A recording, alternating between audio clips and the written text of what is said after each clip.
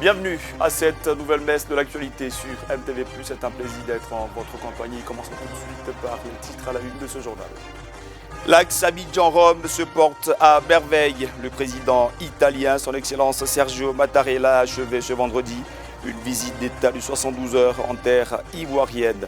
Le chef de l'État italien a été reçu en audience par son homologue ivoirien, son Excellence Alassane Ouattara. Sur le plan africain, la République démocratique du Congo montre la voie de l'égalité homme-femme. Pour la première fois dans l'histoire politique de ce pays, une femme occupe la primature. Judith Sumenwa Toulouka est la nouvelle première ministre. Son portrait en début de ce journal. Ailleurs dans le monde, des feux de forêt font ravage sur le vieux continent. La Roumanie est touchée, la Grèce prend des mesures préventives. C'est un réel plaisir de vous retrouver pour cette nouvelle session consacrée à l'actualité d'ici et d'ailleurs. Commençons tout de suite par le chapitre ivoirien. Je vous disais en titre, l'axe Abidjan-Rome se porte à merveille. Illustration, le président italien, son Excellence Sergio Mattarella, vient d'effectuer une visite d'État de 72 heures en terre ivoirienne. À cette occasion, l'homme d'État italien a été reçu par son homologue, le président Alassane Ouattara. Il a également reçu le parchemin et la clé de la ville d'Abidjan, des attributs importants qui lui ont été remis par le gouverneur du district autonome d'Abidjan, Cissé Ibrahim Bakongo. À l'image des trois couleurs des drapeaux italiens et ivoiriens imbriqués sur le fronton de la salle de gala du district autonome d'Abidjan, la coopération entre les deux pays se matérialise avec évidence. Son Excellence Sergio Mattarella, président de la République d'Italie, reçoit les clés de la ville d'Abidjan. Nos populations qui vous accueillent sont heureuses et joyeuses car elles fondent beaucoup d'espoir dans la coopération entre nos deux États. En effet, Excellent Monsieur le Président de la République, l'Italie, avec une superficie de 301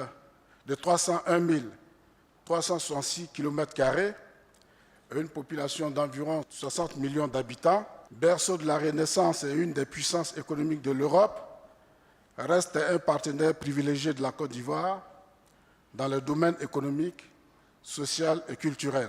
Un geste symbolique à plusieurs dénivellations, l'attribution du titre de citoyen d'honneur, la remise du parchemin d'attestation et de facto l'intégration dans la chefferie au sein de la génération Nyando Dongba avec pour nom d'honneur Kwabowo Frinfrin, le juge intègre, celui qui s'appelle désormais Loeba, appartient à la famille Agbadjou, une des 7 grandes familles à Tchan. Cette cérémonie de remise des clés de la ville d'Abidjan, c'est toute l'expression du dynamisme de la coopération multisectorielle entre les deux pays qui s'exprime. Les liens tissés entre Abidjan et l'Italie sont innombrables et remontent à l'ancien temps. Je pense par exemple aux décennies qui ont suivi l'indépendance de ce pays. Je suis donc très heureux de voir par exemple que de nombreux architectes, ingénieurs italiens ô combien importants ont eu la possibilité d'offrir leur talent au développement architectural et urbain de la ville d'Abidjan. La République de Côte d'Ivoire s'honore d'entretenir, depuis 1961, d'excellentes relations diplomatiques avec la République sœur d'Italie.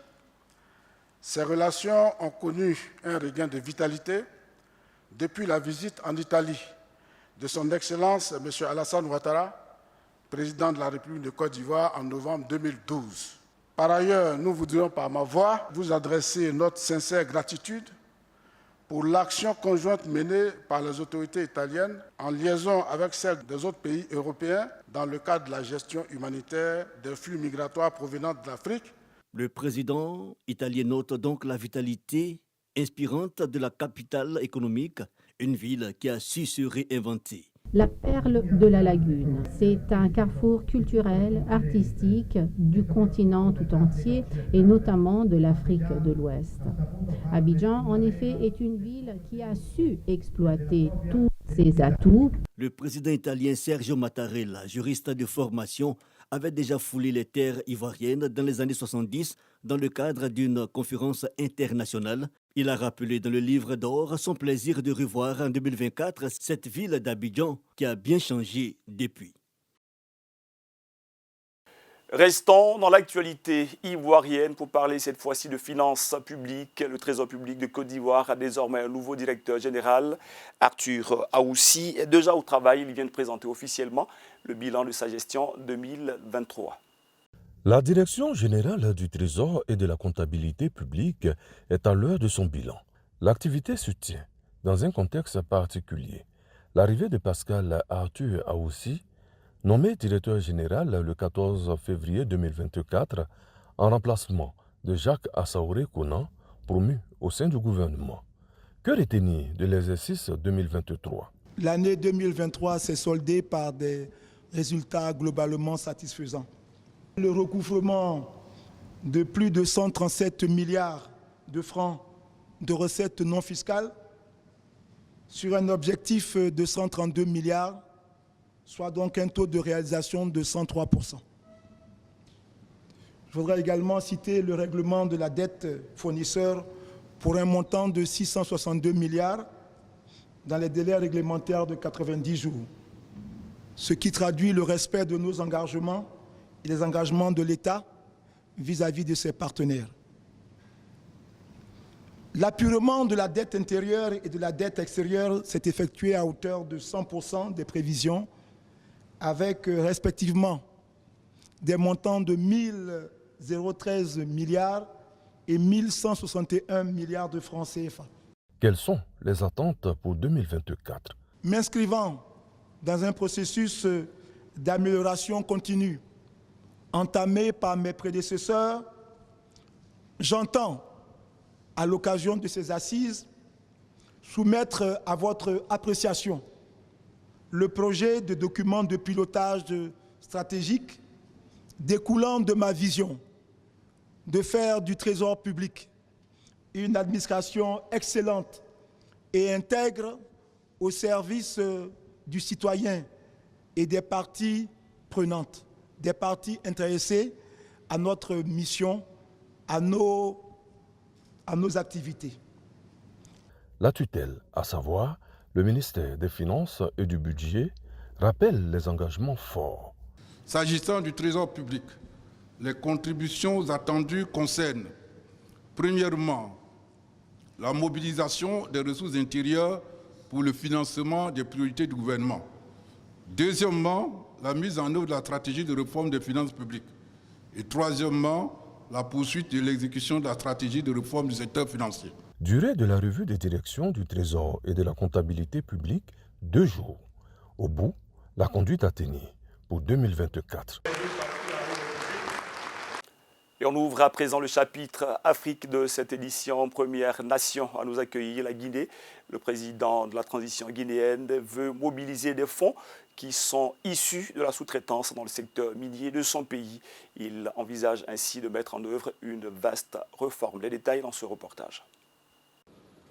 En Guinée, le secteur minier représente actuellement plus de 85% des exportations et fournit autour de 20% des recettes publiques.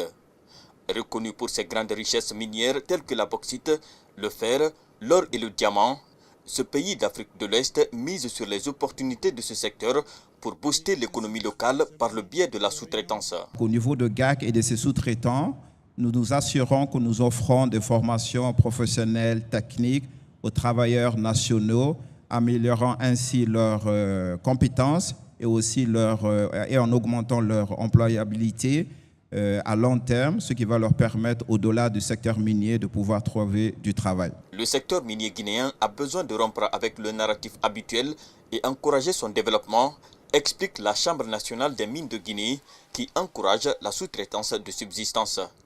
Ce qui doit permettre l'émergence, l'autonomie et surtout la compétitivité des entreprises d'origine locale tout le long de la chaîne de valeur minière et de la construction. Qu'on aille vers un nouveau narratif qui c'est lui de donner de la consistance au contenu local, de la substance au contenu local, en pensant par exemple à la formation d'une élite nationale qui s'investit dans la mine. Donc on ne donne pas l'initiative aux entreprises d'agir, de compétir et surtout de les mettre à un niveau où elles peuvent être solides pour qu'après la mine ou pendant la mine, elles soient vraiment des entreprises fortes. La co-traitance, l'externalisation d'un bon nombre d'activités de moindre importance pour créer des effets d'entraînement sur l'arrière-pays, ferait éclore un vivier de petites et moyennes entreprises. Comme au Nigeria, en Afrique du Sud, en Éthiopie ou au Rwanda, il s'agit de pouvoir créer des champions nouveaux, constituer de nouveaux modèles capable d'être dans un partenariat à long terme. C'est un fait historique dans l'histoire politique de la République démocratique du Congo. Pour la première fois, une femme est aux manettes à la primature dans ce pays vaste, niché au cœur du continent africain. Judith Suminwa Tuluka a été nommée première ministre. Elle est titulaire d'une maîtrise en économie. Elle était précédemment ministre en charge du plan et du développement au sein du gouvernement Loukonde II. On la découvre tout de suite dans ce portrait. En République démocratique du Congo, les militantes des droits des femmes ont félicité leur président pour la nomination de Judith Suminwa au poste de Premier ministre. Il s'agit de la première femme à occuper ce poste dans l'histoire de cette ancienne colonie belge.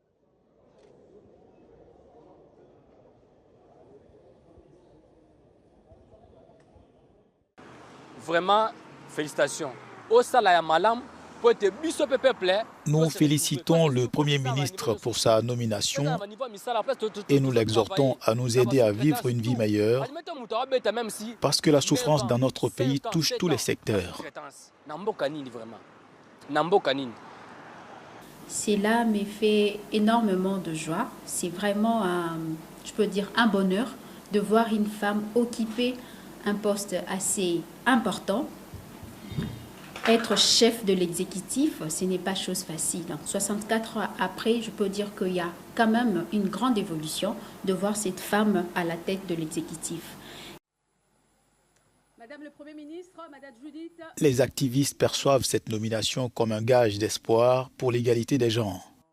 En fait, nous sommes très heureuses, toutes les femmes en fait, de voir que le président, au moins, il a écouté les femmes pour nommer comme Premier ministre une dame, pas n'importe quelle dame. Madame Judith Tuluka, elle a l'expertise, elle a les compétences qu'il faut. Partout où elle est passée, elle a montré de quoi elle est capable de faire. Judith Suminwa Tuluka prend fonction au milieu d'une escalade de violence dans l'est de la RDC. Elle promet d'axer son travail sur la recherche de la paix et du développement. En attendant, la Première ministre est chargée de former un nouveau gouvernement.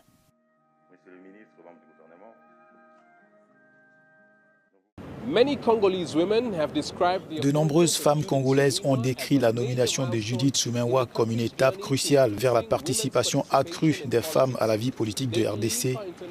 Son expérience internationale parle pour elle. La consolidation de la paix l'aidera à résoudre les problèmes du pays, des problèmes qui ont maintenu des millions de Congolais dans la pauvreté.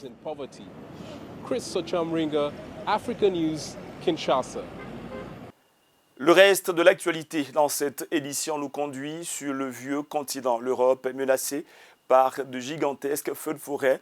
La Roumanie est dévastée, plusieurs hectares touchés. La Grèce prend des mesures préventives pour se barricader contre cette grande menace. On fait le constat tout de suite sur ces images. Dans le centre de la Roumanie, la végétation s'embrase à cause du temps chaud et sec, ainsi qu'à cause des vents violents. La saison des incendies commence plus tôt cette année. Dans plusieurs régions du pays, les pompiers se sont battus pour empêcher que le feu n'atteigne les habitations et ne détruise la forêt. Les autorités du département de Nemt sont notamment restées en état d'alerte pendant 3 jours après le déclenchement simultané de feux. Le manque d'eau était leur principal défi.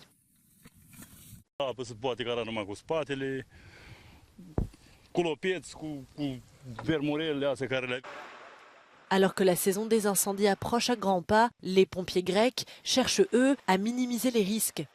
Ce jeudi, ils ont participé à un exercice de grande envergure dans un monastère du XIIe siècle situé dans une forêt près d'Athènes. L'objectif est d'être prêt pour le mois de mai. Fin mars, les températures dans le pays atteignaient déjà 30 degrés et des incendies de forêt se sont déclarés bien avant la saison habituelle.